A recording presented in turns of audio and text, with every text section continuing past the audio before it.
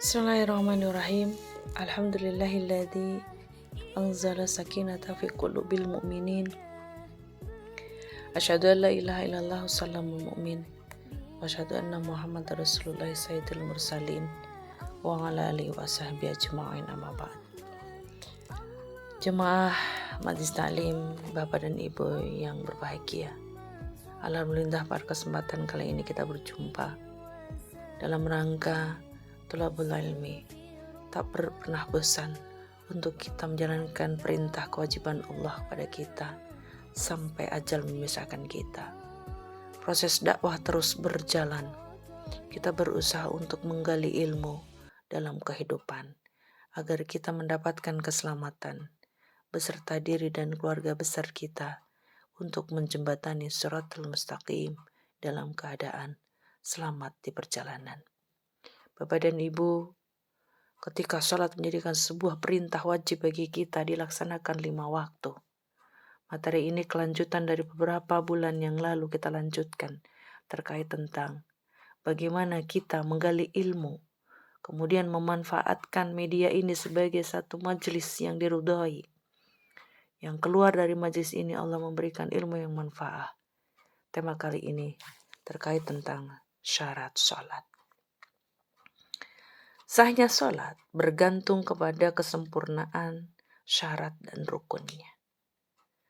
Pengertian syarat menurut bahasa adalah tanda. Sedangkan arti syarat menurut istilah syariat Islam adalah perkara yang menjadi sandaran atas kewujudan sesuatu yang lain dan perkara tersebut termasuk unsur eksternal dari hakikat sesuatu, tidak termasuk bagian dari hakikat sesuatu tersebut. Adapun rukun secara etimologi adalah bagian yang terkuat dari suatu perkara.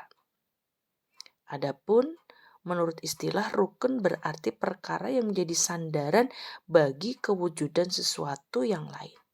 Dan ia adalah bagian inti sehingga tidak dapat dipisah-pisahkan. Setiap syarat dan rukun merupakan sifatnya wasful fardiyah, merupakan sifat yang fardu, sehingga kedua-duanya adalah fardu. Oleh sebab itu sebagian fuqaha menamakan bahwa ada yang disebut dengan fardu sholat.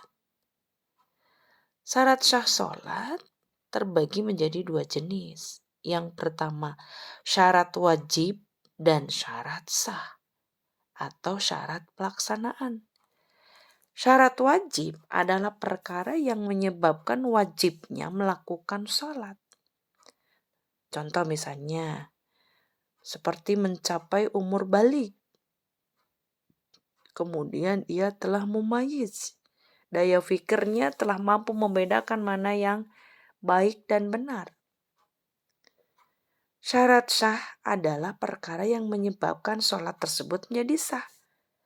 Contoh seperti bersuci. Nah, para ulama memang memberikan uraian yang berbeda, namun intinya sama dalam beberapa titik persamaan.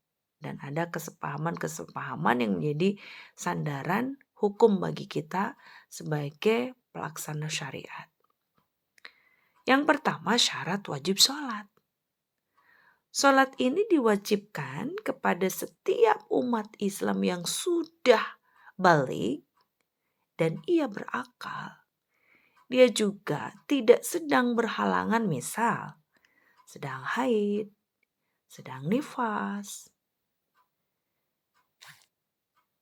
Adapun syarat wajib sholat terdiri atas 3 perkara. Yang pertama adalah ia Islam.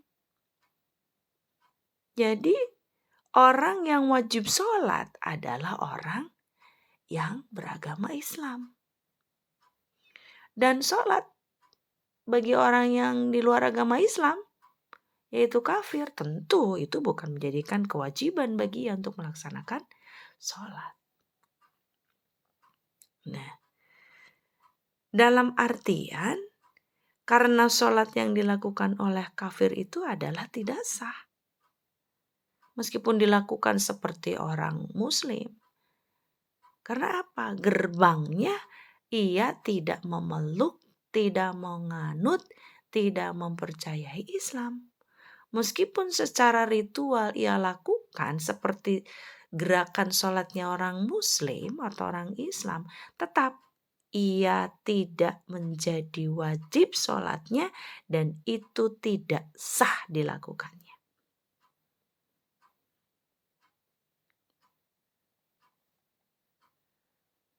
Nah inilah bahwa syarat wajib sholat adalah Islam.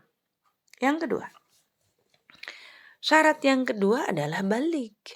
Nah, bagaimana ketika sholat itu dilakukan oleh anak-anak yang belum balik? Itu tidak menjadi wajib. Karena di sini yang memiliki kewajiban untuk sholat itu adalah orang yang balik. Karena anak-anak tidak menjadi wajib untuk melakukan itu. Meskipun demikian, jika anak-anak ini melakukannya, sholat tersebut baik anak itu laki-laki maupun perempuan, tetap kita sebagai orang tua harus menyuruh. Karena itu sesuai dengan Rasulullah SAW menyuruh apabila sudah umur 7 tahun, maka suruhlah anakmu untuk sholat. Apabila telah memasuki umur mumayyiz yang tadi kita bicarakan. Supaya mereka melakukan kebiasaan untuk sholat. Nah inilah Bapak Ibu. Jadi ketika anak-anak 7 tahun sudah ada pembiasaan. Nah nanti masuk umur 10 tahun.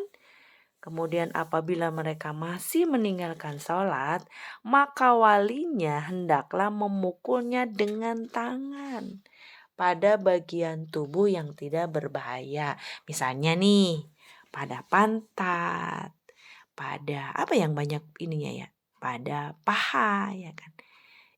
Dan memukulnya pun tidak menggunakan kayu. Dan pukulan tersebut tidak boleh melebihi 3 pukulan.